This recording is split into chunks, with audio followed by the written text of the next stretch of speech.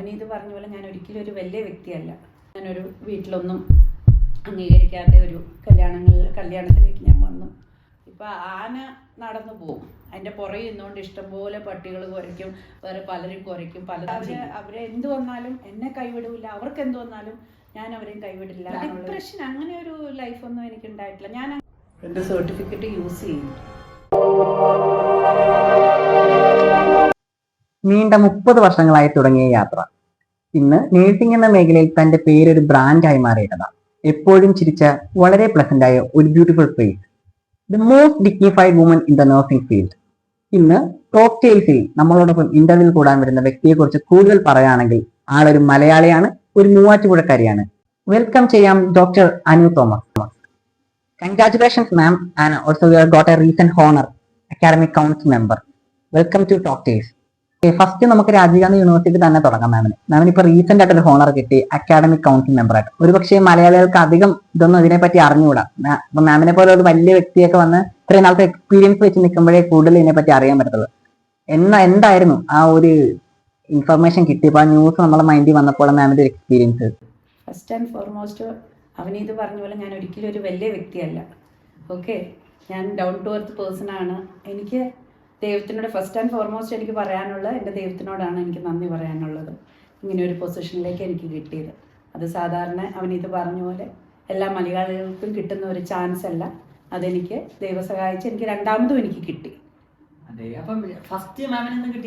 എനിക്കൊരു 5 years back doctor സച്ചിദാനന്ദ VC സാറായിരുന്ന സമയത്ത് എനിക്കതിനുള്ളൊരു chance sir തന്നു. അത് ഞാൻ ഭംഗിയായി അത് പൂർത്തീകരിച്ചു ആ ഒരു കാലഘട്ടം. അത് കഴിഞ്ഞ് ഇപ്പോൾ ഡോക്ടർ ഭഗവാൻ സാറിൻ്റെ നേതൃത്വത്തിലുള്ള അക്കാഡമിക് കൗൺസിലിലേക്ക് എന്നെ തിരഞ്ഞെടുത്തതായി അറിയിച്ചു. അതറിഞ്ഞപ്പോൾ വളരെ സന്തോഷം, എനിക്ക് വളരെ കൃതാർത്ഥയായി. ഞാൻ അത് രാജീവ് ഗാന്ധി യൂണിവേഴ്സിറ്റി വൈസ് ചാൻസലറോടും ഹോൾ ടീമിനോടും, എന്നെ തിരഞ്ഞെടുത്ത ഹോൾ ടീമിനോടും ഞാൻ അതിന് വളരെയധികം നന്ദി രേഖപ്പെടുത്തുന്നു. ഇപ്പൊ മാമിന്റെ നമുക്ക് നോക്കി കഴിഞ്ഞാൽ മാമിന് ഈ ഒരു എക്സ്പീരിയൻസ് ഇപ്പൊ 30 years ഓഫ് എക്സ്പീരിയൻസ് ഇപ്പം ഈ നഴ്സിംഗ് ഫീൽഡിൽ ഉണ്ട്. അപ്പം പക്ഷേ years of experience, not 30. Okay, നമ്മൾ ആ സ്റ്റഡി കാര്യങ്ങളെല്ലാം കൂടെ നോക്കിയിട്ടായിരിക്കും. Okay, sorry. അപ്പം ഇത്രയും വർഷത്തെ എക്സ്പീരിയൻസ് ആണ്, ഇതുവരെ ഒരു പബ്ലിക് ആയിട്ട് ഒരു ഇന്റർവ്യൂ അങ്ങനെയുള്ള കാര്യങ്ങളൊന്നും കൊടുത്തിട്ടില്ല. ഇല്ല, അപ്പൊ ഫസ്റ്റത്തെ ഒരു ഇന്റർവ്യൂ എക്സ്പീരിയൻസ് ആണിത്. അപ്പൊ ഞങ്ങൾ ഇപ്പൊ മാമിനെ കോൺടാക്ട് ചെയ്തപ്പോൾ മാമിന്റെ മൈൻഡിൽ എന്തായിരുന്നു ഈ ഒരു എസ് പറയാനുള്ള ഒരു ഇത് വന്നത്? എനിക്ക് 2 മൈൻഡായിരുന്നു ചെയ്യണേ. ഞാൻ കൂടുതലായിട്ടും ഒരിക്കലും ഒരു പബ്ലിക് ഇതായിട്ട് എൻ്റെ ഒരു ചെറിയ ലോകത്ത് ഒതുങ്ങിക്കൂടാൻ ആഗ്രഹിക്കുന്ന ഒരു വ്യക്തിയാണ് ഞാൻ എപ്പോഴും. അപ്പോൾ അത് കഴിഞ്ഞപ്പോൾ പബ്ലിക്കിലോട് പറയേണ്ട കാര്യങ്ങൾ എൻ്റേതായ അനുഭവങ്ങൾ പങ്കുവെച്ചാൽ അത് പലർക്കും ഉപകാരപ്രദമാവുമെന്ന് ഞാൻ ചിന്തിച്ചപ്പോൾ ഞാനത് ഏസ് എന്ന് നിങ്ങളോട് പറഞ്ഞ് നിങ്ങളെ വെൽക്കം ചെയ്തതാണ്. എനിക്ക് ഒത്തിരി സന്തോഷം. നിങ്ങൾ എന്നെ തിരഞ്ഞെടുത്തതിലും ഇവിടെ വന്നതിലും എല്ലാം ഞാൻ എൻ്റെ സന്തോഷം അറിയിക്കും. ഓക്കെ, അതുപോലെ നമ്മളിപ്പോ ഒരു 1 month-ഓളമായി മാമിനെ. സത്യം പറഞ്ഞാൽ നമ്മൾ ബിസി അല്ലെങ്കിൽ മാം ഫുൾ ടൈം ബിസി ആയിരിക്കാം. അതാണെന്ന് വെച്ചാൽ മാമിന് ഇപ്പൊ റീസെന്റ് ആയിട്ട് കിട്ടിയ കാര്യങ്ങളല്ല, മാം നടപ്പാട് ഗ്രൂപ്പ് ഓഫ് ഇൻസ്റ്റിറ്റ്യൂഷന്റെ ഡീനാണ്. അപ്പൊ ഒരുപാട് കോളേജിന്റെ കാര്യങ്ങളൊക്കെ കോൺടാക്റ്റും കാര്യങ്ങളൊക്കെ തിരക്കില്ല. അപ്പൊ നമ്മൾ ബിസി അല്ലെങ്കിൽ മാം ബിസിയാണ്. അങ്ങനെ കുറെ റിസർച്ച് നടത്തിയാണ് മാമിന് ഇന്ന് ഈ സീറ്റ് നമുക്ക് കിട്ടിയേക്കുന്നത്. അപ്പം ഒരു CEO എന്ന നിലയിൽ മാമിന്റെ ഒരു നോർമൽ ഡേ കടന്നു പോകുന്നത് എങ്ങനെയായിരിക്കും? ഞാൻ വർക്ക് ചെയ്തിട്ടുണ്ട് ഇത്രയും വർഷമായിട്ട്. എൻ്റെ 23ാമത്തെ വയസ്സിൽ ഞാൻ പ്രിൻസിപ്പൾ ആയതാണ്. അന്ന് മുതൽ ഇന്ന് വരെ ഞാൻ പ്രിൻസിപ്പളായിട്ട് വർക്ക് ചെയ്തു. അത് പലരും ചെയർമാൻമാരുടെ പല മാനേജ്മെൻ്റ് അണ്ടറിൽ നമ്മൾ ജോലി ചെയ്യുമായിരുന്നു. അപ്പം നമുക്കൊരു മാസം ജോലി ചെയ്യുന്നു, അതിൻ്റെ ശമ്പളം വാങ്ങിക്കുന്നു, അന്ന് അത് മാത്രമേ നമുക്കുള്ളൂ.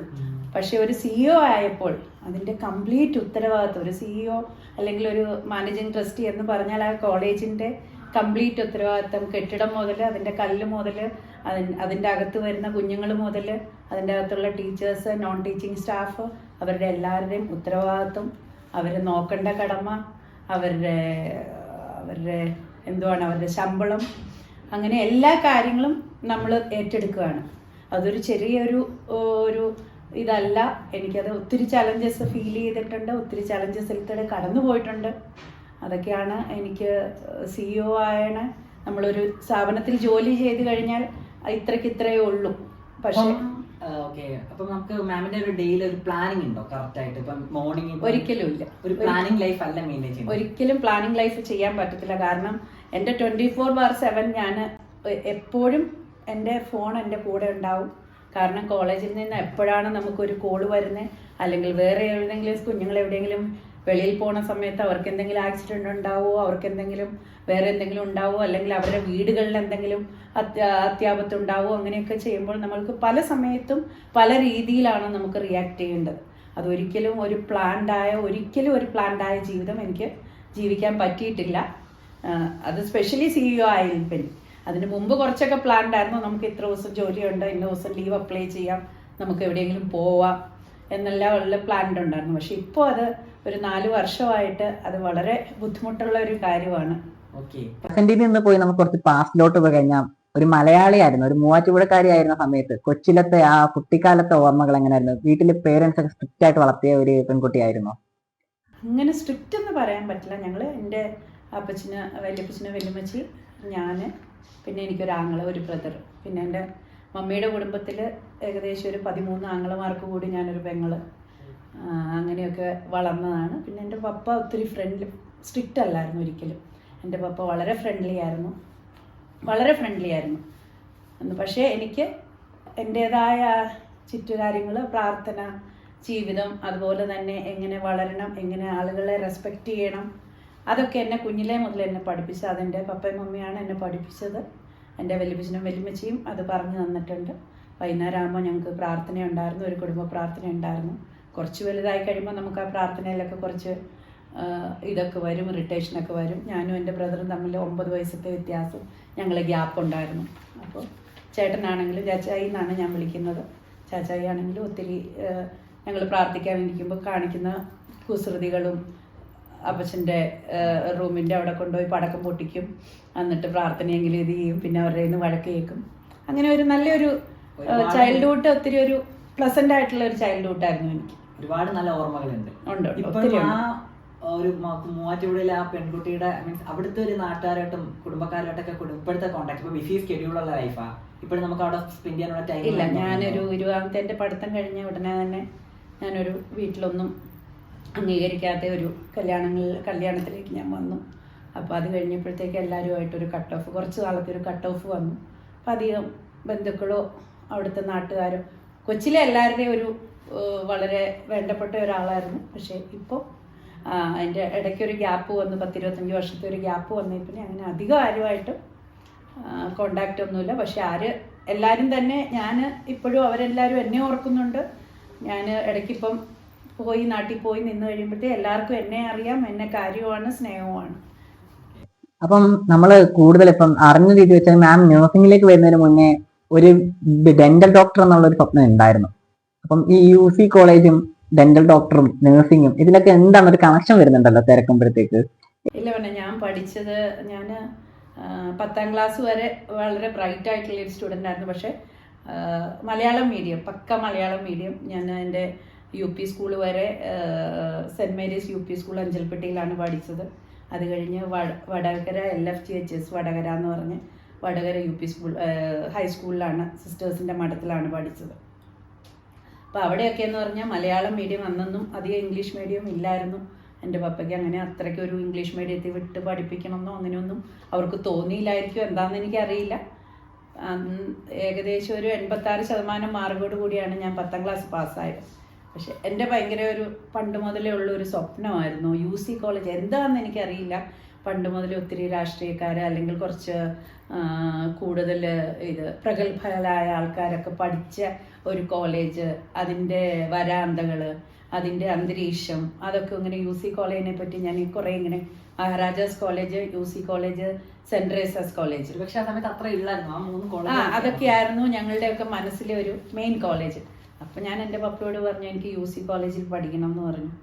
ഓക്കെ എന്ന് പറഞ്ഞ് എൻ്റെ ഒരു പപ്പയുടെ ഒരു സിസ്റ്റർ ഉണ്ടായിരുന്നു ആലുവയിൽ, പുള്ളിക്കാരിയായിട്ട് കോണ്ടാക്ട് ചെയ്തു. അന്ന് ആദ്യമായിട്ടാണ് ഞാൻ വീട്ടിൽ നിന്ന് വിട്ടു നിൽക്കുന്നത്. 10 കൊല്ലം വീട്ടിൽ നിന്നാണ് പഠിച്ചത്, ഹോസ്റ്റലൊന്നും നിന്നിട്ടില്ല.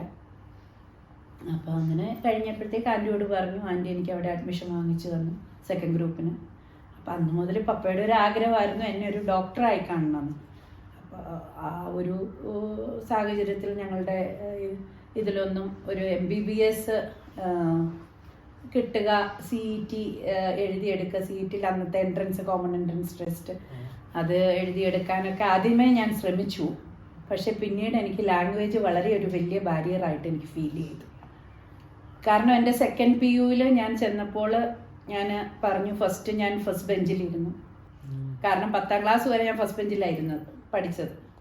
അത് കഴിഞ്ഞപ്പോഴത്തേക്കും പിന്നീട് ഇവർ വന്ന് ലാ ലാ ലാ ലാ എന്ന് ഇംഗ്ലീഷ് പറഞ്ഞപ്പോൾ എനിക്കതൊരു പാട്ടായിട്ടാണ് ഫീൽ ചെയ്തത്. കാരണം എനിക്കൊന്നും മനസ്സിലാവുന്നില്ലായിരുന്നു. പിന്നെ അത് സെക്കൻഡ് ബെഞ്ചായി, തേർഡ് ബെഞ്ചായി. എൻ്റെ കൂടെയുള്ള എല്ലാ കുട്ടികളും അവിടെ ഓൾമോസ്റ്റ് 90% സ്റ്റുഡൻസും ഇംഗ്ലീഷ് മീഡിയത്തിൽ നിന്ന് വന്ന ഭയങ്കര ബ്രൈറ്റ് സ്റ്റുഡൻസ് ആയിരുന്നു.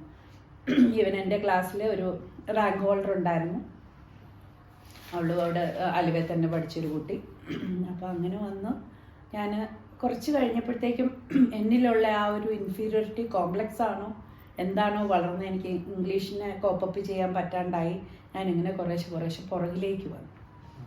അങ്ങനെയാണ്. അത് കഴിഞ്ഞപ്പോൾ എന്ത് പറ്റി, എൻ്റെ സെക്കൻഡ് PU ഞാൻ ട്യൂഷന് പോയി, എല്ലാ രീതിയിലും ശ്രമിച്ചു. പക്ഷേ എനിക്ക് ആ ഒരു 10th വരെയുള്ള ആ ഒരു മാർക്ക് എനിക്ക് കിട്ടിയില്ല. എനിക്ക് 49.8% മാർക്കായിരുന്നു എനിക്ക് +2 കിട്ടിയത്. അപ്പോൾ ആരോ ഇങ്ങനെ പറഞ്ഞു, എൻ്റെ പപ്പയോട് പറഞ്ഞില്ല, ബാംഗ്ലൂർ BDS അഡ്മിഷൻ വാങ്ങിച്ചു തരാമെന്ന് പറഞ്ഞു. അപ്പോൾ പറഞ്ഞു ഓക്കെ. എന്നൊരു ജേണിയാണ് ബാംഗ്ലൂർ എന്ന അന്ന് പറഞ്ഞ, അത് വെച്ചാണ് മാം പിന്നീടുള്ള മാമിന്റെ കരിയർ തുടങ്ങിയത്. പിന്നെ BDS ആ ഒരു സ്വപ്നം വെച്ചിട്ട് എങ്ങനെ നേഴ്സിംഗിലേക്ക് എത്തി? BDS വന്ന് ഇവിടെ ജോയിൻ ചെയ്തു. PC ടെൻഡർലാൻഡ് നഴ്സിംഗ് കോളേജ് എന്ന് പറഞ്ഞ് ചെയ്തു. ഇവിടെ BDS പറഞ്ഞ് എന്നെ ജോയിൻ ചെയ്തു. പക്ഷേ ഒരു 2 months കഴിഞ്ഞപ്പോഴത്തേക്കും BDS എലിജിബിൾ അല്ല. Because 0.2%, 50% was the cut off for the eligibility. So അന്നേരം അവർ BDS എനിക്ക് ഒരിക്കലും പറ്റില്ല എന്ന് പറഞ്ഞ് ആ കോളേജിൽ BSc നഴ്സിംഗ് ഉണ്ടായിരുന്നു. അപ്പോൾ ഞാൻ ഇമ്മീഡിയറ്റ് BSc നഴ്സിംഗിലേക്ക് ഷിഫ്റ്റ് ചെയ്തു. അങ്ങനെയാണ് നഴ്സിംഗിലെ ജേർണി, ഡോക്ടറിൽ നിന്ന് നഴ്സിംഗിലെ ജേർണിയിലേക്ക് കൺവേർട്ടായത്. മൂവാറ്റുപുഴയിൽ നിന്ന് നമ്മൾ ആലുവ UC കോളേജിലോട്ട് പോയി. അപ്പം നാട്ടിൽ നിന്ന് ബാംഗ്ലൂരിലേക്ക് വരുമ്പോഴത്തേക്ക് വീട്ടുകാർക്ക് ഒരു എതിർപ്പ് വന്നില്ലായിരുന്നു? ബാംഗ്ലൂർ എന്ന് പറയുമ്പോൾ അന്നേ ആൾക്കാരുടെ ഒരു മൈൻഡ് സെറ്റ് ഉണ്ടല്ലോ, ബാംഗ്ലൂർ എന്ന് പറയുമ്പോൾ അത്ര ഒരു പ്രശ്നമുള്ള ഏരിയ, പെൺകുട്ടികൾക്ക് അത്ര ഇതല്ല. ഇല്ല, അന്നത്തെ എൻ്റെയൊക്കെ കാലഘട്ടത്തിൽ ഞാൻ 1994 ബാംഗ്ലൂർ കാലുകുത്തിയത്. 1994 ഈ ബാംഗ്ലൂർ ഇപ്പോൾ നമ്മൾ കാണുന്ന ബാംഗ്ലൂരേ അല്ല, ഭയങ്കര ഭംഗിയായിരുന്നു ബാംഗ്ലൂർ. ഭയങ്കര നല്ല വെതറായിരുന്നു. ഞാനിപ്പോഴും ബാംഗ്ലൂർ ഫസ്റ്റ് വന്ന് മജസ്റ്റിക്കിൽ എൻ്റെ പപ്പയുടെ കൂടെ കൈ പിടിച്ചിറങ്ങി ഞങ്ങൾ അവിടെയുള്ള ഒരു ലോഡ്ജിലെടുത്തു. അന്നേരം നമ്മൾ കിടുകിടാന്ന് വിറയ്ക്കുമായിരുന്നു. ബാംഗ്ലൂരത്തെ ക്ലൈമറ്റ് ഭയങ്കര രസമായിരുന്നു. ബാംഗ്ലൂർ ഇങ്ങനെയൊന്നും അല്ല, ഫുള്ള് പൂക്കളും ഇതുമൊക്കെ ആയിട്ട് നല്ലൊരു പ്ലസന്റ് ക്ലൈമറ്റാണ്. ഇവിടുത്തെ ഇപ്പം ട്രാഫിക് കാര്യങ്ങളൊന്നും അന്നില്ല. സുന്ദരമായിട്ടുള്ള സ്ഥലം, ഭയങ്കര രസമായിരുന്നു. ഇഷ്ടപ്പെട്ടായിരുന്നു വന്നതോ? ഒത്തിരി ഇഷ്ടപ്പെട്ടായിരുന്നു. ആണോ? അങ്ങനെ പിന്നെ BSc നഴ്സിംഗിലോട്ട് തുടങ്ങിയ സമയത്ത് ഈ നമ്മൾ BDS എടുക്കുന്ന കണക്കന്നെ അനാട്ടമി അങ്ങനെയുള്ള സബ്ജക്റ്റ് ഒക്കെ തന്നെ ആയിരിക്കും ഇതിനകത്ത് വരുന്നത്. അപ്പം സ്ട്രഗിൾ ചെയ്യേണ്ടി വന്നായിരുന്നു പഠിത്തത്തിൽ നേഴ്സിംഗ്? ഇല്ല, നേഴ്സിംഗിൽ വന്നപ്പോഴത്തേക്ക് ഞാൻ സെക്കൻഡ് PU കഴിഞ്ഞപ്പോഴത്തേക്കും ഞാൻ ലാംഗ്വേജ് കുറച്ചൊക്കെ ബെറ്ററായി. ബെറ്ററായി കഴിഞ്ഞപ്പോഴത്തേക്കും എനിക്ക് നേഴ്സിംഗിൽ വന്നപ്പോൾ പിന്നെ വലിയൊരു സ്ട്രഗിൾ എനിക്ക് ഫീൽ ചെയ്തില്ല. ഞാൻ ബാംഗ്ലൂർ യൂണിവേഴ്സിറ്റിയിലായിരുന്നു, നോട്ട് രാജീവ് ഗാന്ധി യൂണിവേഴ്സിറ്റി. അന്ന് രാജീവ് ഗാന്ധി യൂണിവേഴ്സിറ്റി സ്റ്റാർട്ടായിട്ടില്ല. ബാംഗ്ലൂർ യൂണിവേഴ്സിറ്റി ആണെന്നും ഞാൻ പഠിച്ചത്. അത് സെമസ്റ്റർ സിസ്റ്റം ആയിരുന്നു അന്നും.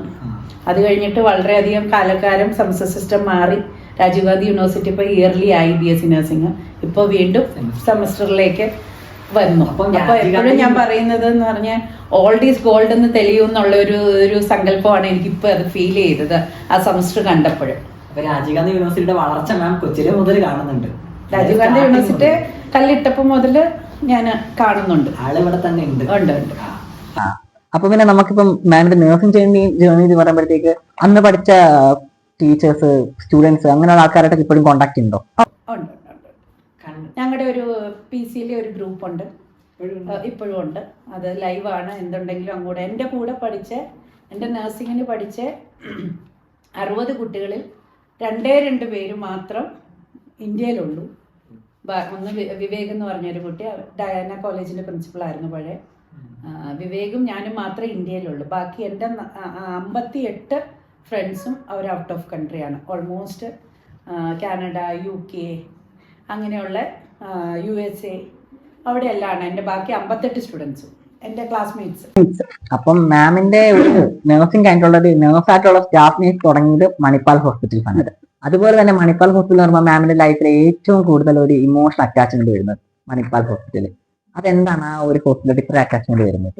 ഇത് എവിടെയും ഞാൻ കേട്ടിട്ടുണ്ട്. മാമിന്റെ ഒരു ജൂനിയറിനോട് ഓറിയന്റേഷൻ ക്ലാസ് ആയാലും മണിപ്പാൽ ഹോസ്പിറ്റലിൽ ഒരു പ്രസംഗത്തിൽ പോലും മണിപ്പാൽ ഹോസ്പിറ്റലിൽ പറയാതിരിക്കത്തില്ല. ബിക്കോസ് അതൊരു ഭയങ്കര ഒരു ഡിഫറെൻറ്റ് എക്സ്പീരിയൻസ് ആയിരുന്നു. ഞാൻ ഇത് 4th ഇയർ കഴിഞ്ഞു.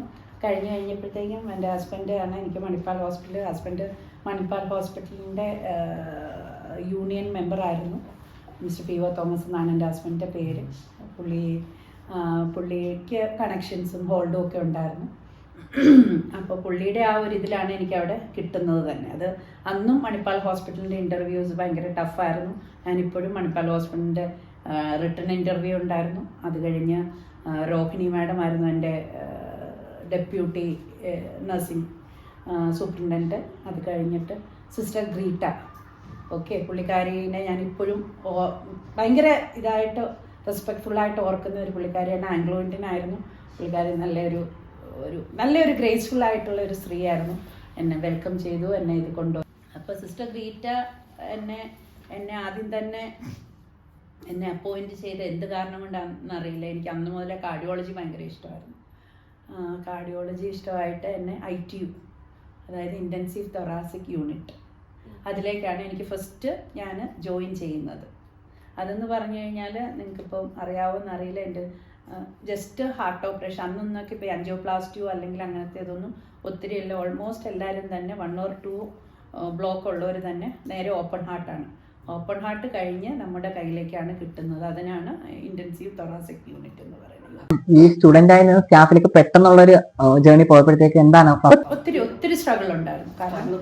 ഒത്തിരി സ്ട്രഗിൾ, കാരണം മണിപ്പാലിലെ സിസ്റ്റമും അവിടുത്തെ മിഷനറി, അവിടുത്തെ മെഡിസിൻസ്, നമ്മൾ ITUവിൽ നിൽക്കുമ്പോഴത്തേക്കും ഒരു പേഷ്യൻ്റ് നമ്മൾ ഇരിക്കുമ്പോഴത്തേക്കും ഒത്തിരി ഐനോട്രോപ്സ്, ഒത്തിരി ഇത് അങ്ങനെയുള്ള ഒരു 4-5 മെഡിസിൻസ് ആ രോഗിയുടെ ചുറ്റും കാണും.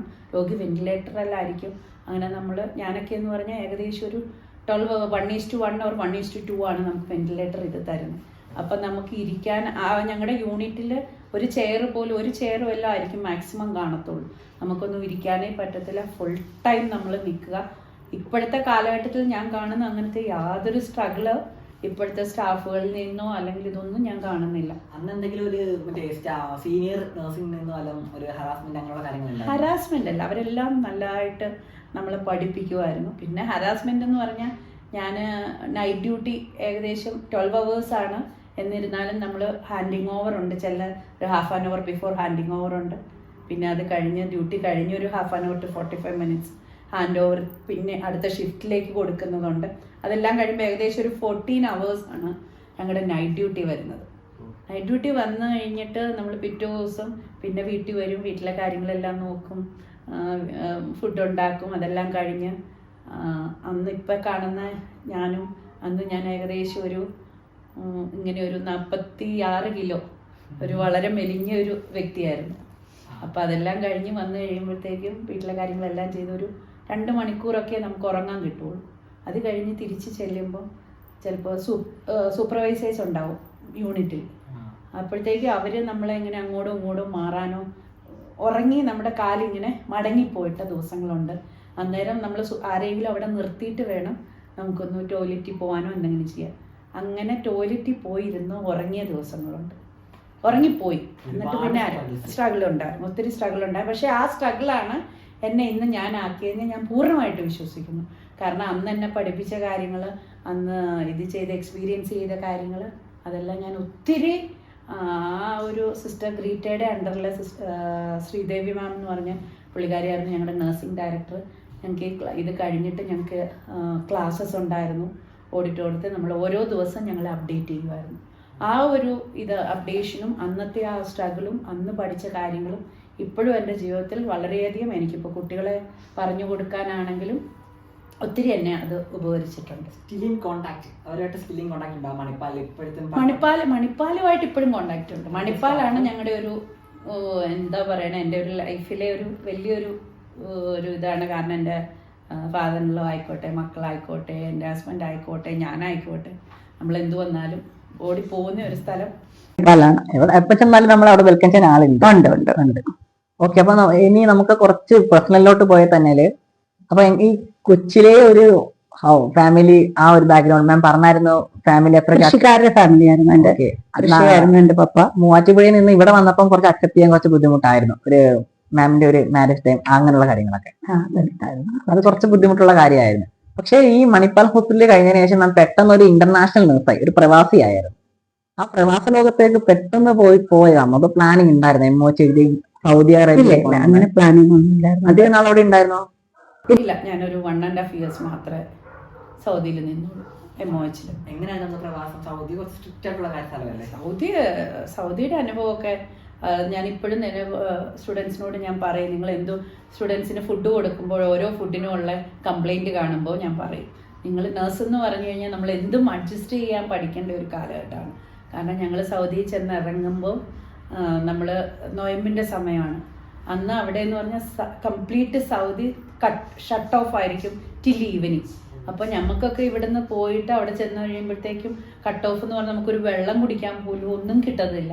അപ്പോൾ ഞങ്ങൾ വൈകുന്നേരം ഈവനിങ് ആ പ്രാർത്ഥന കഴിഞ്ഞ് അവരുടെ ചോറ്, അവരൊരു ഏതോ ആൾക്കാർ നമുക്ക് ചോറ് ക്യാമ്പിലാണ് ഫസ്റ്റ് ഞങ്ങൾ ചെല്ലുന്നത്. അത് ക്യാമ്പിൽ നിന്നാണ് പിന്നീട് നമ്മളെ ഓരോ ഹോസ്പിറ്റൽസിലേക്ക് കൊണ്ടുപോകുന്നത്. അപ്പോൾ ആ ക്യാമ്പിൽ തരക ഷീറ്റിട്ട ഒരു ക്യാമ്പായിരുന്നു. അന്ന് ഭയങ്കര അത്ര തണുപ്പായിരുന്നു. ഡിസംബർ കാലഘട്ടത്തിൽ, നവംബർ ഡിസംബറിലാണ് പോയത് ഞാൻ. അവിടെ നിന്ന് വൈകുന്നേരം ആകുമ്പോഴത്തെ വലിയൊരു പാത്രത്തിൽ ബിരിയാണി കൊണ്ടുവരും. ബിരിയാണി കൊണ്ടുവരണേ ഇങ്ങനെ നോക്കിയിരിക്കും. അത്രയ്ക്ക് വിശന്നാണ് നമ്മൾ ഇരിക്കുന്നത്. അപ്പോൾ അതിന് ഭയങ്കര ടേസ്റ്റാണ് നമുക്ക് ഫീൽ ചെയ്യുക. ഞങ്ങളെല്ലാവരും കൂടെ കൂടി ഇരുന്ന ആ വൈകുന്നേരത്തെ ആ ബിരിയാണിയാണ് ഞങ്ങളുടെ ഫുഡ് അന്നത്തെ. അപ്പം ഇപ്പോഴത്തെ സ്റ്റുഡൻസിന് കുറച്ച് ഭാഗ്യമുണ്ട്, അതൊക്കെ ആലോചിച്ച് നോക്കുമ്പോഴത്തേക്ക്. കുറച്ചല്ല, ഒത്തിരി ഭാഗ്യമുണ്ട്. പിന്നീടുള്ള യാത്ര അത് ആദ്യമേ ഇപ്പോൾ മാം ഹോസ്പിറ്റൽ നേഴ്സ്, കാർഡിയോ, അങ്ങനെ കുറച്ച് കാര്യങ്ങൾക്ക് ഹോസ്പിറ്റൽ ടീമായിട്ട് പോയിക്കൊണ്ട് തന്നെ പെട്ടെന്നായിരുന്നു ഒരു അധ്യാപക മേഖലയിലോട്ട് പോയത്. അത് അന്നായിരുന്നു മാമിന്റെ കരിയറിലെ ഒരു ടേലന്റ് പറയാം. ഓക്കെ, അപ്പം ആ അധ്യാപക മേഖലയിലോട്ട് പോയതിന്റെ ആ യാത്ര എങ്ങനെയായിരുന്നു സ്റ്റാർട്ടിങ് മുതൽ? ഞാൻ സൗദിയിൽ നിന്ന് പെട്ടെന്നായിരുന്നു. എൻ്റെ ഹസ്ബൻഡിന് ആ ഒരു മാറി നിൽക്കലൊന്നും ഒട്ടും അക്സെപ്റ്റ് ചെയ്യുന്ന കാര്യങ്ങളല്ലായിരുന്നു. 1.5 year കൊണ്ട് ഞങ്ങൾ സൗദിയിലെ ജീവിതം മതിയാക്കി ഞാൻ വന്നു. സൗദിയിലെ ജീവിതം മതിയാക്കി വന്നു കഴിഞ്ഞ് ബാംഗ്ലൂർ വന്ന് ഞാൻ നിങ്ങളൊന്നും അറിയാത്തൊരു കാര്യമുണ്ട്. ഞാൻ ഒരു വർഷക്കാലം ഞാൻ ചിന്മയ മിഷൻ ഹോസ്പിറ്റലിൻ്റെ നഴ്സിംഗ് സൂപ്രണ്ടൻ്റ്, ഡെപ്യൂട്ടി നഴ്സിംഗ് സൂപ്രണ്ടൻ്റായിട്ട് വർക്ക് ചെയ്തു. ഇന്ദിരാനഗർ ചിന്മയ മിഷൻ ഹോസ്പിറ്റലിൻ്റെ സൗദിയിൽ നിന്ന് നഴ്സിംഗ് സൂപ്രണ്ടൻ്റായിട്ട് വർക്ക് ചെയ്തു. ആ സമയത്ത് എൻ്റെ ഹസ്ബൻഡിൻ്റെ ഒരു ഫ്രണ്ടിൻ്റെ കോളേജ്, പുള്ളി എന്നെ അറിഞ്ഞ് എൻ്റെ അടുത്ത് വന്നിട്ട് എൻ്റെ സർട്ടിഫിക്കറ്റ്സ് അവരുടെ കോളേജിൻ്റെ പെർമിഷൻസിന് വേണ്ടിയിട്ട് എൻ്റെ സർട്ടിഫിക്കറ്റ് യൂസ് ചെയ്തു. ഇത് പ്രിൻസിപ്പളായിട്ട് കാണിച്ചുകൊണ്ട് അങ്ങനെയാണ് അവരെന്നെ പ്രിൻസിപ്പളായിട്ട് ആ കോളേജിലേക്ക് ക്ഷണിക്കുന്നത്. അങ്ങനെ 2004 ഡിസംബർ 23 ഞാൻ ഫസ്റ്റായിട്ട് പ്രിൻസിപ്പളായിട്ട്. ടീച്ചിങ് ഫീൽഡിലൊന്നും ഞാൻ നിന്നില്ല, ഡയറക്റ്റ് പ്രിൻസിപ്പളായിരുന്നു. അതൊക്കെ ഒന്നുമില്ലായിരുന്നു. നേരെ പ്രിൻസിപ്പൽ സ്കൂൾ ഓഫ് നഴ്സിംഗിന്റെ പ്രിൻസിപ്പളായിട്ടാണ് ജോയിൻ ചെയ്തത്, GNMന്റെ. ഒരു നമുക്കൊരു ടീച്ചിങ് ആ ഒരു ഫസ്റ്റ് ഒരു സ്റ്റാർട്ട് കിട്ടാതെ പെട്ടെന്ന് പ്രിൻസിപ്പളിലോട്ട് പോയപ്പോഴത്തേക്ക് കുറച്ച് ബുദ്ധിമുട്ട്. അപ്പൊ അവിടെ നിന്ന് കൊളീഗ്സിന് ഒരു അസൂയൊക്കെ തോന്നിയില്ലേ, ഞങ്ങൾ ഇത്രയും കഷ്ടപ്പെട്ട് എത്തിയില്ല, അങ്ങനെ ഒരു സംഭവമില്ലായിരുന്നോ? അതറിയില്ല, ഇതൊരു പുതിയ കോളേജായിരുന്നു.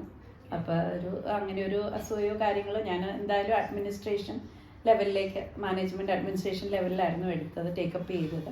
പക്ഷെ എന്തായാലും ആ ഒരു ടേക്കപ്പ് എന്തായാലും മോശമായില്ലെന്ന് തോന്നുന്നു. എല്ലാവരും നമ്മളെ അക്സെപ്റ്റ് ചെയ്തു. അതിൻ്റെ അകത്ത് ഏറ്റവും രസകരമായ കാര്യം എന്ന് പറഞ്ഞാൽ അന്നത്തെ കാലത്തൊക്കെ ആൺകുട്ടികൾക്ക് ഈ നഴ്സിംഗ് ഫീൽഡിലേക്ക് വരുന്നത് വളരെ വിരളമായിരുന്നു. ആ സമയത്ത് ഇത് സ്റ്റാർട്ട് ചെയ്തു. അപ്പോൾ കുറച്ച് വെളി രാജ്യങ്ങളിലൊക്കെ മെയിൽ നഴ്സസിന് കുറേ ഒരു ഓപ്പർച്യൂണിറ്റി വന്നെന്നറിഞ്ഞു. അപ്പം ഞാൻ 23-ാമത്തെ വയസ്സിൽ പ്രിൻസിപ്പളായിട്ട് ചെയറിൽ ഇരിക്കുമ്പോൾ അഡ്മിഷനായിട്ട് എൻ്റെ അടുത്ത് വന്ന കുട്ടികൾ, സർട്ടിഫിക്കറ്റ് കൊണ്ട് വന്ന കുട്ടികളൊക്കെ ഏകദേശം 32 വയസ്സുള്ള, 31 വയസ്സുള്ളവരും 32 വയസ്സുള്ള കുട്ടികളായിരുന്നു. അപ്പം അങ്ങനെ ഒരു എന്നെ എന്നിട്ടും കുട്ടികളെല്ലാം അന്നും ഇന്നും ആ ഒരു പ്രിൻസിപ്പളായിട്ട് തന്നെ എന്നെ അക്സെപ്റ്റ് ചെയ്തു. ഒരു ചെറിയ, അത് എന്തുകൊണ്ടാണെന്ന് എനിക്കറിയില്ല, ചിലപ്പോൾ എൻ്റെ സൈസ് കൊണ്ടായിരിക്കും അവരെന്നെ അക്സെപ്റ്റ് ചെയ്തത്, അറിയില്ല എന്താന്ന്. പക്ഷേ അത് വേറെ കാര്യമാണ്. ആർക്കും ഇല്ലായിരിക്കും ഇങ്ങനെ ഒരു സംഭവം വന്നേക്കുന്നത്. ഫസ്റ്റ് തന്നെ പ്രിൻസിപ്പാളിറ്റി ചെറിയൊരു പ്രായത്തിൽ 27-ാമത്തെ വയസ്സ് പറയുമ്പോഴത്തേക്ക് നമുക്ക് ചിന്തിക്കാം, വലിയ പക്വതയൊന്നും ഇല്ലാത്തൊരു പ്രായത്തിൽ ഒരു പെൺകുട്ടി വന്ന് പെട്ടെന്ന് പ്രിൻസിപ്പാളാവുന്നത്. അത് എന്നെക്കാളും വലിയ സീനിയർ ആയിട്ടുള്ള കുട്ടികൾ വന്ന് സ്റ്റുഡൻ്റ് ആവുന്നു. അതൊക്കെ ഭയങ്കര ഒരു അനുഭവമായിരുന്നു എനിക്കും. Journey was very difficult. അപ്പം ഇത്രയും ഈ പ്രിൻസിപ്പൾ ആവുന്നതിന് മുന്നേ വരെ എന്തെങ്കിലും ഒരു കാര്യത്തിൽ തലക്ക് ചിന്തിച്ചിട്ടുണ്ടായിരുന്നോ ഞാനൊരു പ്രിൻസിപ്പൾ ആവാൻ പോവാന്നുള്ളത്? ഒരിക്കലും ഇല്ല. എല്ലാം ആകസ്മികമായിട്ടുണ്ടായ കാര്യങ്ങളാണ് മൊത്തത്തിൽ എൻ്റെ ജീവിതത്തിൽ. എൻ്റെ ഒരു കാര്യം ഞാനതല്ലേ പറഞ്ഞു, എൻ്റെ ജീവിതത്തിലെ ഒരു കാര്യങ്ങളും ഇന്നേ വരെ പ്ലാൻഡ് അല്ല, എല്ലാം അൺപ്ലാൻഡ് ആയിരുന്നു. പക്ഷേ അതിൻ്റെ അകത്ത് ഞാൻ ഒന്ന് വിശ്വസിക്കുന്നു, ദൈവത്തിൻ്റെ ഒരു അത്ഭുത കരങ്ങൾ എപ്പോഴും എൻ്റെ ജീവിതത്തിൽ എല്ലാ കാര്യത്തിലും പ്രവർത്തിച്ചിട്ടുണ്ട് എന്ന് ഞാൻ ഇന്നും വിശ്വസിക്കുന്നു. ആ ഒരു കാര്യം മാത്രമേ ഉള്ളൂ. നമ്മൾ അറിഞ്ഞുകൊണ്ട് ആർക്കും ഒരു ദ്രോഹം നമ്മൾ ചെയ്തിട്ടില്ല ഇന്ന് വരെ എൻ്റെ ജീവിതത്തിൽ. അറിഞ്ഞോ അറിയാതെ ചെയ്തിട്ടുണ്ടോ എനിക്കറിയില്ല, പക്ഷെ അറിഞ്ഞുകൊണ്ട് നമ്മൾ ആർക്കും ഒരു ദ്രോഹം ചെയ്തിട്ടില്ല, അതിനെ ആഗ്രഹിച്ചില്ല. അപ്പോൾ അതിന് വേണ്ടിയിട്ട് ദൈവം എന്നെ എന്നും കാക്കുന്നുണ്ട് എന്നുള്ളൊരു പൂർണ്ണ വിശ്വാസം എനിക്കുണ്ട്. മാമിന് ഇപ്പം മാം പറഞ്ഞു പ്രിൻസിപ്പൾ ആയ കാര്യം. അപ്പം എങ്ങനെയായിരുന്നു ആ കോളേജിലെ ഒരു ലൈഫ്? എങ്ങനെ ആ കോളേജിന്റെ പേര് പറയാൻ ഇപ്പം ഓക്കെ ആണോ? Okay ma'am, Banaswadi group of institution, അതായത് ഒരു 4 നഴ്സിംഗ് കോളേജ് ഉണ്ട് ഏകദേശം. അതിന്റെ എല്ലാത്തിനും ഡീൻ ആയിരുന്നു ഈ ലാസ്റ്റ് 4 ഇയർ മുന്നേ വരെ. അപ്പൊ ആ ഒരു ജേർണി എങ്ങനെയായിരുന്നു? ഇത്രയും മീൻസ് 2004 ഏകദേശം ആ ടൈമിലായിരുന്നു ഞാൻ പ്രിൻസിപ്പൾ ആയത്. പിന്നീട് ഇത്ര ഒരു 20 ഇയേഴ്സ് ആ ടൈം വരെയുള്ള എക്സ്പീരിയൻസ് എങ്ങനെയായിരുന്നു ഒരു ജേർണി? പ്രിൻസിപ്പൽ ജേർണിയും ഭയങ്കര ബുദ്ധിമുട്ടുള്ളതാണ്. കാരണം പ്രിൻസിപ്പളിൽ നമുക്ക് ഒത്തിരി കാര്യങ്ങൾ പ്രിൻസിപ്പൽ ലൈഫിൽ നമുക്ക് staff administration, student administration, hostel administration, university coordination, inspections handling, then file work, then examination. Chief സൂപ്രണ്ടൻ്റായിട്ട് ഒത്തിരി വർഷങ്ങൾ ചീഫ് സൂപ്രണ്ടൻ്റായിട്ട് ഞാൻ വർക്ക് ചെയ്തു, ഒബ്സർവറായിട്ട്. പിന്നെ മെയിനായിട്ട് ഈ രാജീവ് ഗാന്ധി യൂണിവേഴ്സിറ്റിയിലെ LIC 2009 ഓൺവേഴ്സ് ഞാൻ രാജീവ് ഗാന്ധി യൂണിവേഴ്സിറ്റിയിലെ LIC ഇൻസ്പെക്ടറായിരുന്നു. ലോക്കൽ ഇൻസ്പെക്ഷൻ കമ്മിറ്റി അതിൻ്റെ ഇൻസ്പെക്ടറായിട്ട് വർക്ക് ചെയ്തു. അപ്പോൾ നമ്മുടെ ഓൾമോസ്റ്റ് രാജീവ് ഗാന്ധി യൂണിവേഴ്സിറ്റിയുടെ അണ്ടറിലുള്ള ഓൾമോസ്റ്റ് എല്ലാ കോളേജസിലും എനിക്ക് ഇൻസ്പെക്ടറായിട്ട് പോകാൻ കഴിഞ്ഞിട്ടുണ്ട്. അങ്ങനെ ഒത്തിരി കാര്യങ്ങൾ നമ്മളൊരു സ്ഥലത്ത് വർക്ക് ചെയ്യുന്നു, നമ്മൾ വേറൊരു കോളേജിൽ പോകുമ്പോൾ നമ്മൾ കുറേ കാര്യങ്ങൾ പഠിക്കാൻ പറ്റും. അങ്ങനെയുള്ള എക്സ്പീരിയൻസ് എല്ലാം എനിക്ക് എൻ്റെ ജീവിതത്തിൽ പിന്നീട് എനിക്ക് എൻ്റെ കുട്ടികൾക്ക്, ഞാൻ പഠിപ്പിക്കുന്ന കുട്ടികൾക്കും, ഞാൻ പ്രിൻസിപ്പളായിരിക്കുന്ന കോളേജിലും, അതുപോലെ തന്നെ എൻ്റെ അണ്ടറിൽ വരുന്ന ഓരോ സ്റ്റാഫുകൾക്കും കുറേയെല്ലാം എനിക്കത് പകർന്നു കൊടുക്കാൻ പറ്റിയിട്ടുണ്ടെന്ന് നല്ലൊരു ഇതാണ് എനിക്ക്. ഇപ്പൊ ഞാനൊരു സെന്റൻസ് പറയാം. മാമിന്റെ ലൈഫിൽ ഏറ്റവും ഇത് ഒന്ന് മാമിന്റെ അഭിപ്രായം പറയണം. Many people see the success but not the struggles. ഈ ഒരു വാക്യത്തിനോട് മാം യോജിക്കുന്നുണ്ട്? ഇത് കറക്റ്റ് ആണെന്നുള്ള കാര്യം എൻ്റെ അഭിപ്രായത്തിൽ സ്ട്രഗിളിൽ നിന്ന് മാത്രമേ ഒരു സക്സസിൽ വരാൻ പറ്റത്തുള്ളൂ. ഓക്കെ, തീർച്ചയായിട്ടും ഈ ആ കോളേജിൽ നിന്ന് ഡീനായിട്ട് മാറി പിന്നെ പെട്ടെന്നായിരുന്നു startup Nalappad group of institution. Now that college വളർന്ന് ഇപ്പൊ ഏകദേശം 5 ഇയറോളം ആയിട്ടുണ്ട് നളപ്പാട് ഗ്രൂപ്പ് തുടങ്ങിയിട്ട്.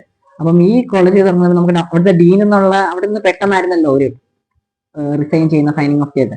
ആ സമയത്ത് ഒരു ഇമോഷണൽ അറ്റാച്ച്മെന്റ് തോന്നിയത്, കാരണം എന്നെ വളർത്തിയത് ആ കോളേജാണ്. അപ്പൊ അവിടെ നിന്ന് മാറി തീർച്ചയായിട്ടും എനിക്ക് ഇമോഷണൽ അറ്റാച്ച്മെന്റ് അന്നുകൊണ്ട് ഇന്നുമുണ്ട്. ഞാനിപ്പോഴും ഡിറ്റാച്ച്ഡ് അല്ല ആ കോളേജിൽ നിന്ന്, ഞാനിപ്പോഴും അറ്റാച്ച്ഡ് തന്നെയാണ്. അവർക്ക് എന്താ ആവശ്യമുണ്ടോ, എന്തെങ്കിലും ഉണ്ടെങ്കിൽ സാർ എന്നെ വിളിക്കും, അല്ലെങ്കിൽ മാനേജ്മെൻറ്റോ സ്റ്റുഡൻസോ ആരെന്ത് വിളിച്ചാലും ഞാൻ അവിടെ ആ സ്പോട്ടിൽ എത്തുന്നതാണ്. കാരണം അവരും എൻ്റെ ലൈഫിലും ഒത്തിരി കാര്യങ്ങൾ എന്നെ പഠിപ്പിച്ചിട്ടുണ്ട്. എൻ്റെ ലൈഫിൽ ഒത്തിരി കാര്യങ്ങൾ അവർ കോൺട്രിബ്യൂട്ട് ചെയ്തിട്ടുണ്ട്. അതൊന്നും എനിക്ക് മറക്കാൻ പറ്റാത്ത അനുഭവങ്ങളാണ്. അതിൽ നിന്ന് ഞാൻ നളപ്പാടിലേക്ക് വന്നെന്നും പറഞ്ഞ് ഞാൻ ആ കോളേജുമായിട്ട് ഡിറ്റാച്ച് ചെയ്ത് ഒരിക്കലും മാറി നിന്നിട്ടില്ല, ഇപ്പോഴും മാറിയിട്ടില്ല. ഈ നളപ്പാട് ഗ്രൂപ്പ് ഓഫ് ഇൻസ്റ്റിറ്റ്യൂഷൻസ് അപ്പം അതൊരു നഴ്സിംഗ് സ്ഥാപനത്തിലൂടെ BSc ചെയ്യണം, അങ്ങനെ കുറെ മെഡിക്കൽ പരമായ കോഴ്സുകൾ അവിടെ സ്പോൺസർ ചെയ്യുന്നുണ്ട്.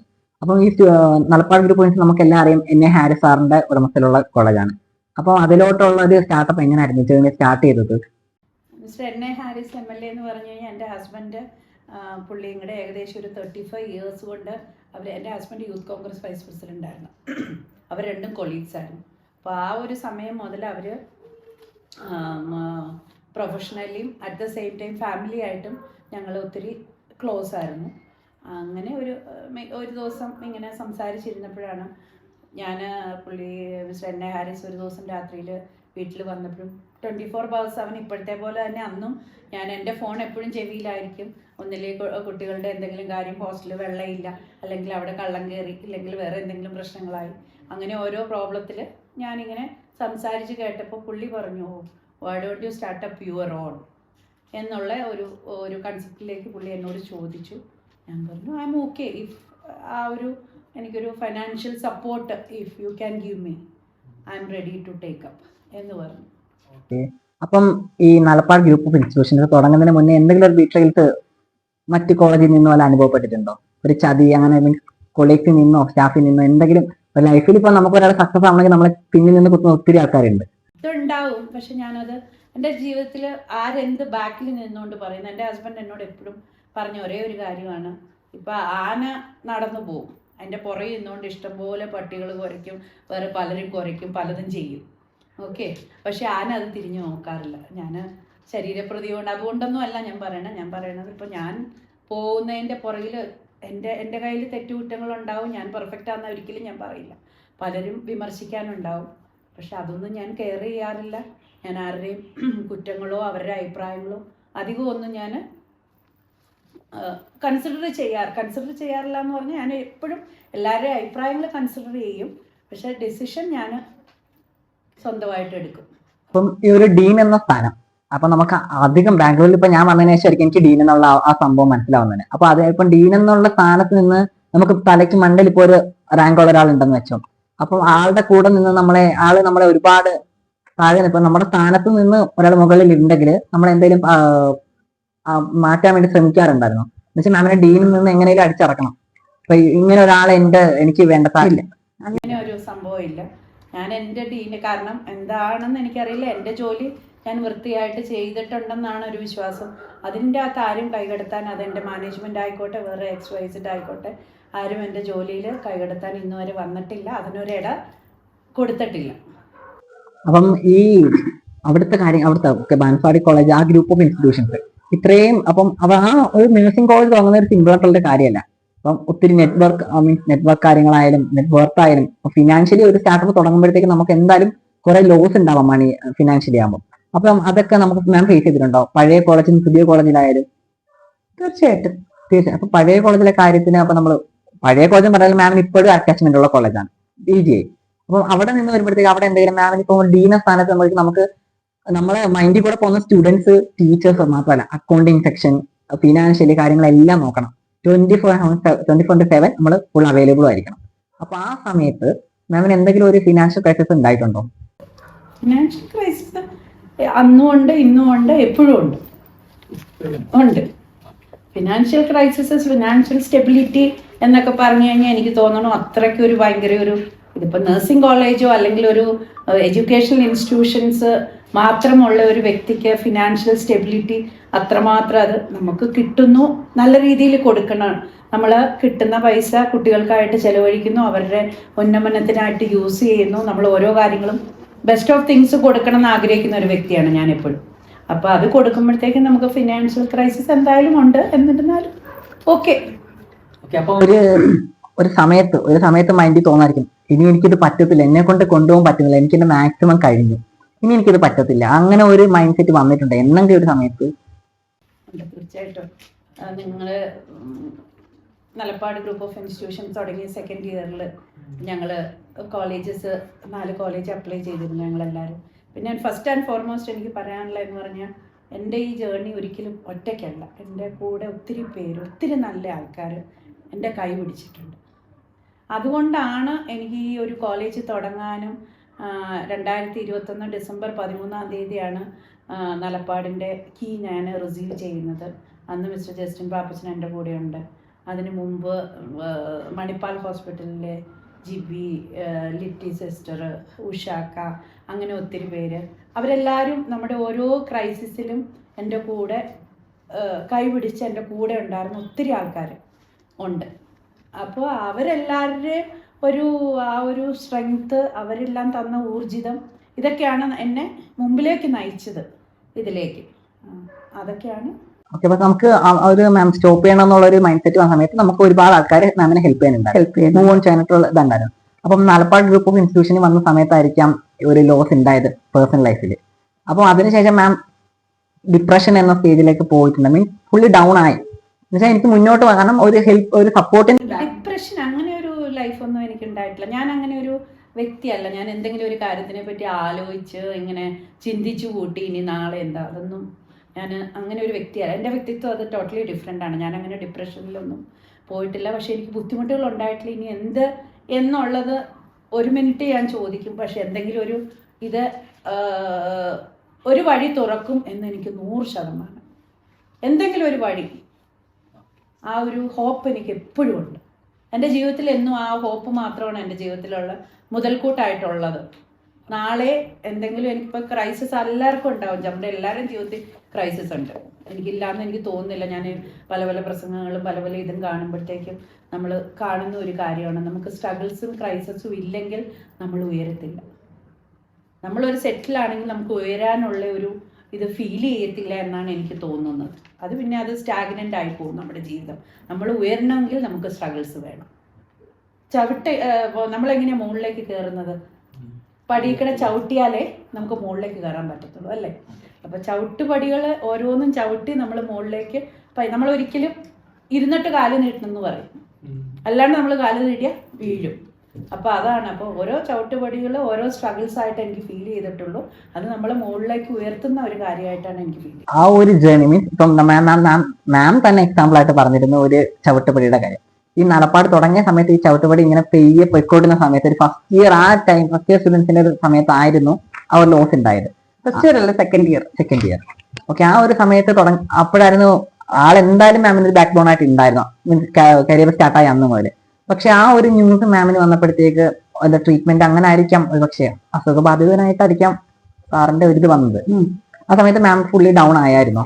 ഞാൻ ആ ഒരു നിങ്ങൾ പറഞ്ഞ ആ ഒരു മൂവാറ്റുപുഴക്കാരിയിൽ നിന്ന് ഇപ്പം ഈ ഞാൻ ഇരിക്കുന്ന ഒരു ഡീനായതോ അല്ലെങ്കിൽ ഒരു ഇത് രാജീവ് ഗാന്ധി യൂണിവേഴ്സിറ്റി അല്ലെങ്കിൽ മനുഷ്യരെ ഫേസ് ചെയ്യാൻ അല്ലെങ്കിൽ വർത്തമാനം പറയാൻ ഇത്രമാത്രം ഒരു ബോൾഡ്നെസ് കിട്ടിയതെല്ലാം എൻ്റെ ഹസ്ബൻഡിൽ നിന്നാണ്. അപ്പോൾ അത് ഭയങ്കര ഒരു സ്ട്രോങ് ഹാൻഡായിരുന്നു എൻ്റെ കൈകളിൽ പിടിച്ചിരുന്നത്. അത് പെട്ടെന്ന് ഇല്ലാണ്ടായപ്പോൾ അത് ബുദ്ധിമുട്ടുള്ളൊരു വളരെ വലിയൊരു നഷ്ടമായിരുന്നു എനിക്ക്. അത് ഞാൻ പ്രതീക്ഷിച്ച ഒരു നഷ്ടമല്ല. അത്ര പെട്ടെന്ന് എൻ്റെ ജീവിതത്തിൽ ഞാൻ ഒറ്റയ്ക്കാവുമെന്ന് ഞാൻ ഒരിക്കലും ഓർത്തില്ല. ആ ഒരു സമയത്തിന് ശേഷം പിന്നെ ഒറ്റയ്ക്കുള്ള ലൈഫ് എന്ന് പറഞ്ഞ ഒരു സിംഗിൾ വുമൺ, ആ ഒരു സിംഗിൾ വുമൺ പെട്ടെന്ന് അങ്ങനെ ഒരു വണ്ടർ വുമൺ ആയത്.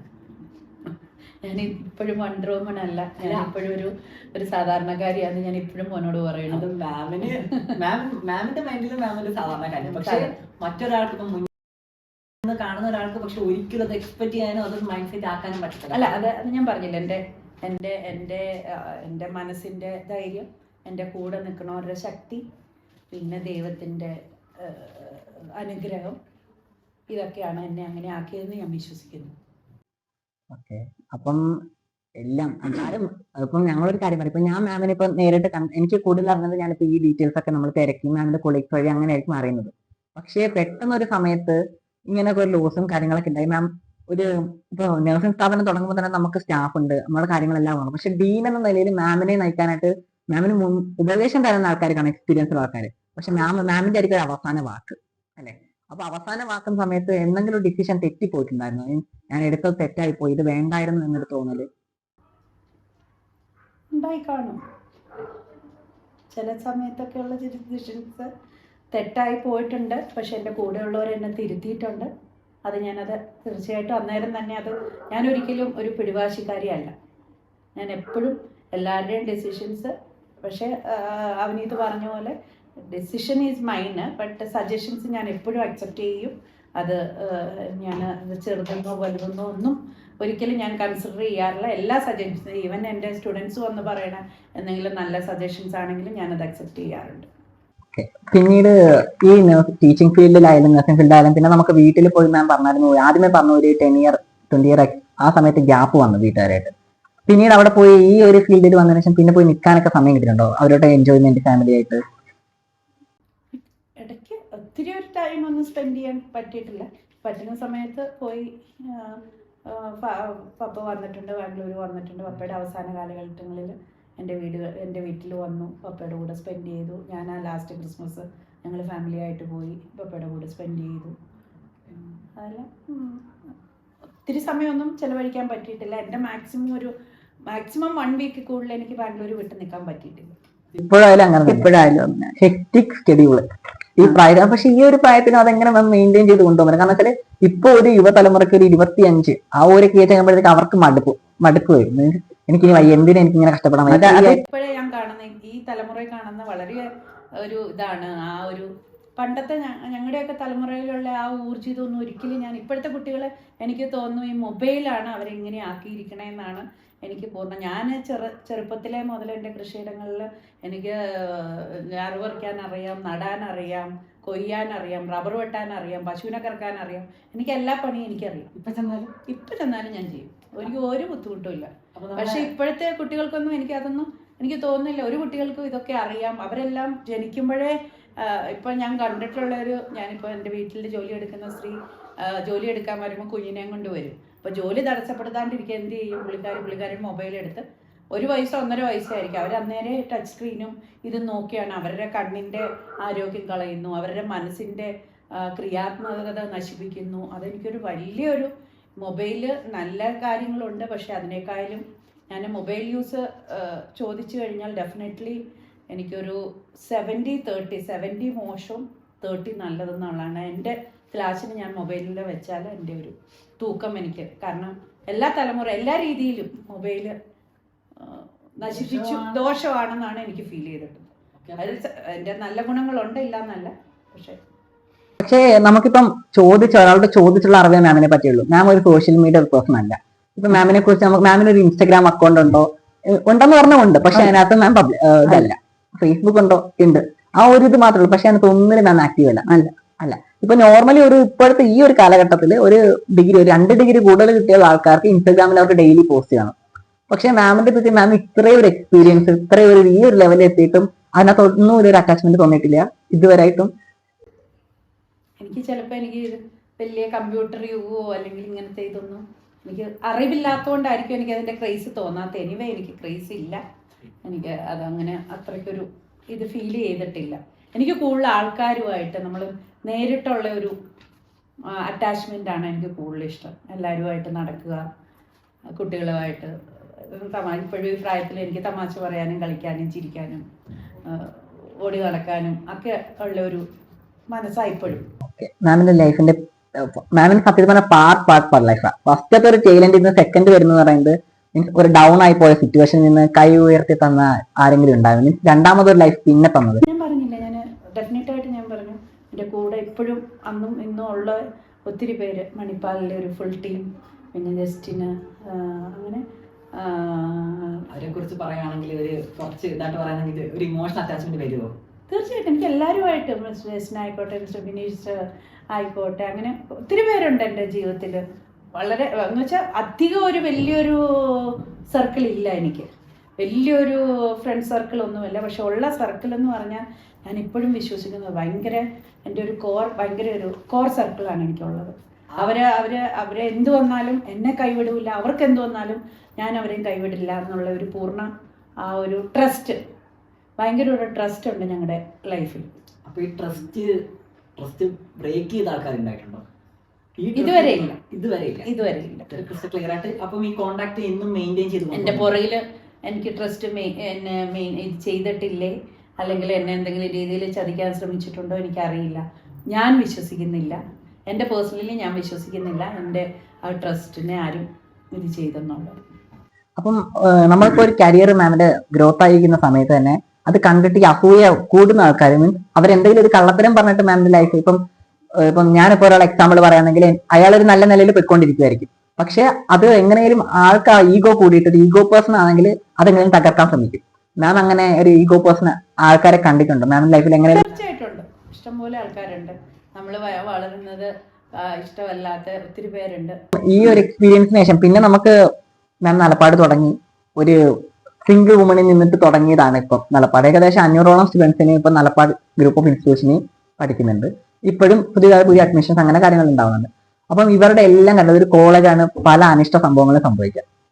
അപ്പൊ ഇതെല്ലാം നമ്മുടെ തലയിൽ കൂടെ പോയിക്കൊണ്ടിരിക്കുന്നത്. എല്ലാ ഒരു പേരന്റ് അഡ്മിഷൻ ഒരു ആൺകുട്ടിയെ കൊണ്ടുവന്നു കഴിഞ്ഞാൽ അതിന്റെ ഫുൾ ഉത്തരവാദിത്വം മാമിനായിരിക്കും, അവരെ പഠിത്തം കഴിഞ്ഞ് പോകുന്നവരെ. അപ്പം അങ്ങനെ ഒരു സാഹചര്യത്തിൽ ഇവർക്ക് എന്തെങ്കിലും ഒരു പ്രോബ്ലം വന്നിട്ടുണ്ടെങ്കിൽ അത് ഫേസ് ഇപ്പൊ മാം അങ്ങനെ ഇറസ്പോൺസിബിൾ ആവാൻ സമയം ഉണ്ടായിരുന്നു? ഇല്ല, ഒരിക്കലും ഇല്ല. ഞാനത് എന്ത് സ്റ്റുഡൻസ് തെറ്റ് ചെയ്തിട്ടുണ്ടാവും, വെളിയിൽ പല അനുഭവങ്ങളുണ്ട്. അവർ വെളിയിൽ പോയി അടി ഉണ്ടാക്കിയിട്ടുണ്ട്, അല്ലെങ്കിൽ വേറെ എന്തെങ്കിലും പ്രശ്നങ്ങൾ ഉണ്ടായിട്ടുണ്ട്. പെൺകുട്ടികൾ വേറെ പ്രശ്നങ്ങൾ ഉണ്ടാക്കിയിട്ടുണ്ട്.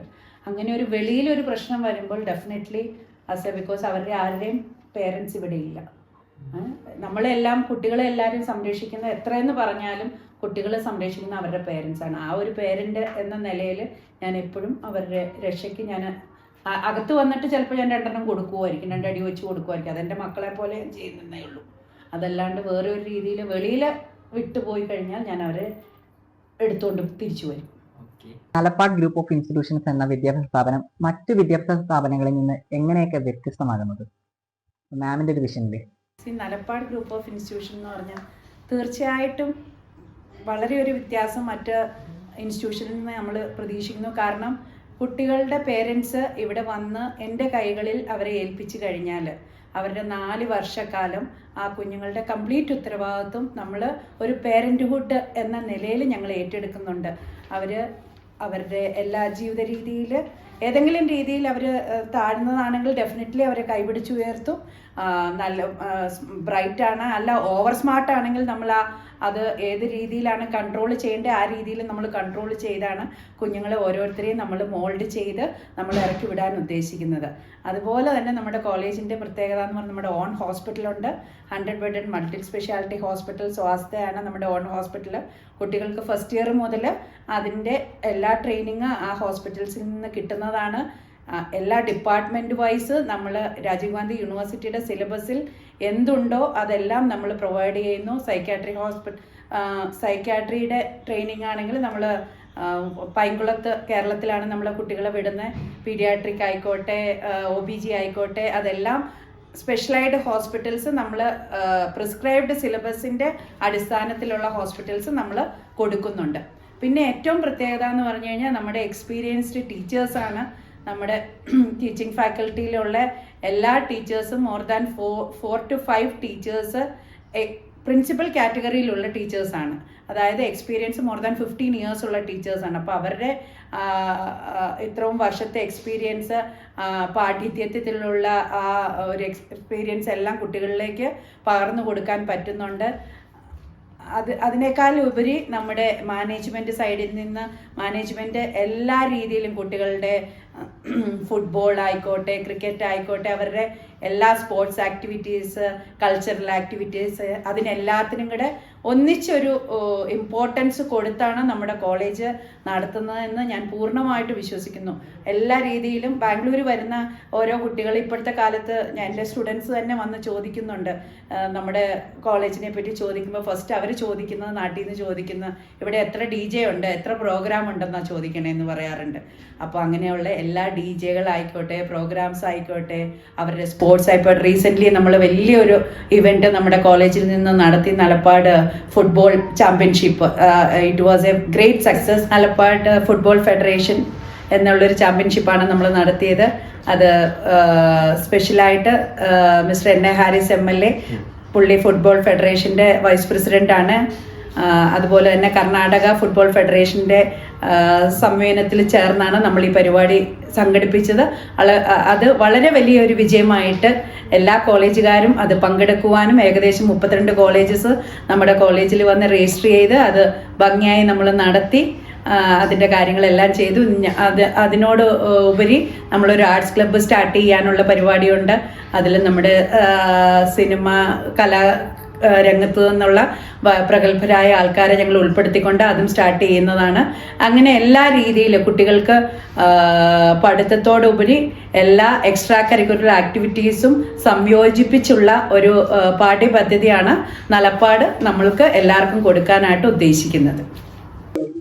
ഇത്രയും നാളത്തെ നീണ്ട യാത്രയിൽ ഒന്ന് പുറകിലോട്ട് തിരിഞ്ഞു നോക്കുമ്പോൾ മാമിന് ഏറ്റവും ബെസ്റ്റ് മൊമെന്റ് എന്ന് തോന്നുന്ന നിമിഷം ഏതാ?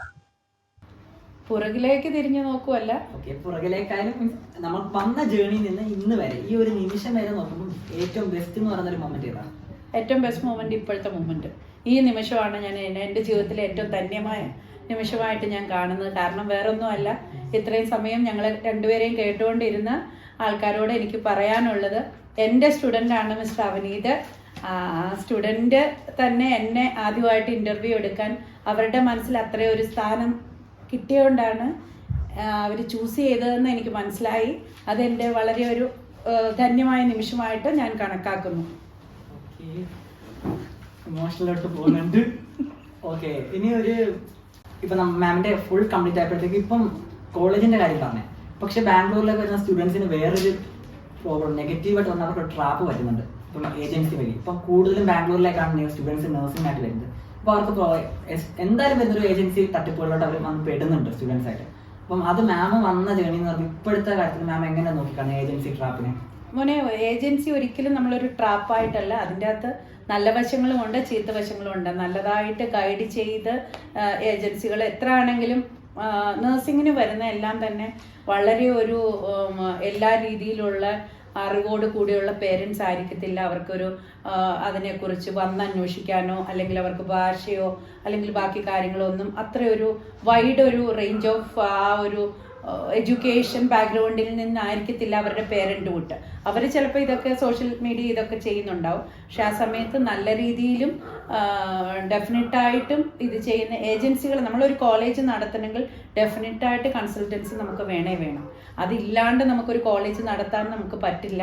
പക്ഷേ കോളേജ് നടത്തുമ്പോൾ എൻ്റെ ഒരു എല്ലാവരോടുമുള്ള ഒരു അഭ്യർത്ഥന എന്ന് പറഞ്ഞാൽ, കൺസൾട്ടൻസ് ആയിക്കോട്ടെ ഏതവരായിക്കോട്ടെ, മാക്സിമം നിങ്ങൾ വന്ന് കണ്ട് അവരുടെ കൂടെ, അപ്പം അവരുടെ സാന്നിധ്യത്തിൽ ബാംഗ്ലൂർ വരിക, അവരുടെ കുട്ടികൾ പഠിക്കുന്ന സ്ഥലം, സ്ഥാപനവും അവരുടെ കുട്ടികളും അവരുടെ പേരൻസും കണ്ട് മനസ്സിലാക്കി അവിടെയുള്ള കുട്ടികളോട് ചോദിച്ച്, അവരുടെ അത്രയും വർഷം പഠിച്ച കുട്ടികളോട് ചോദിച്ചിട്ട് മനസ്സിലാക്കി വന്ന് എടുക്കുക എന്നുള്ളൊരു അഭ്യർത്ഥനയാണ് എനിക്ക് എല്ലാ കുട്ടികളോടും പേരൻസിനോടും പറയാനുള്ളത്.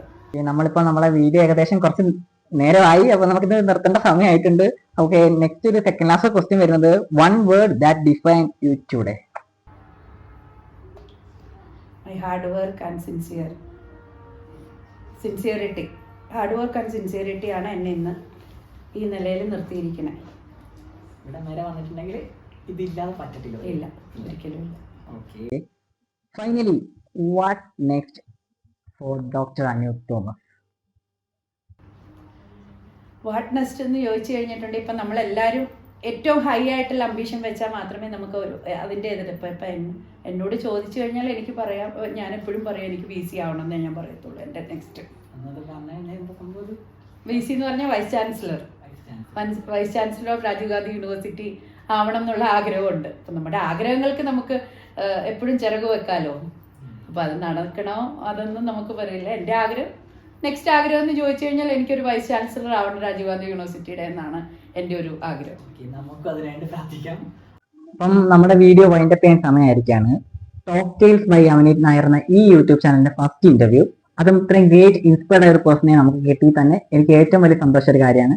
അപ്പം ഈ ഇന്റർവ്യൂ നിർത്തുന്ന സമയത്ത് എനിക്ക് മാമിനോട് ഒരു കാര്യം പറയാനുള്ളൂ, മാമിന്റെ വിഷൻ, ഇനി മാമിന്റെ ലൈഫ് എങ്ങനെ സക്സസ് ആവാൻ നമുക്ക് കൂടുതൽ പ്രാർത്ഥിക്കാം. Ma'am, thank you for giving me the valuable time. Thank you Avneet, all the best. Thank you ma'am.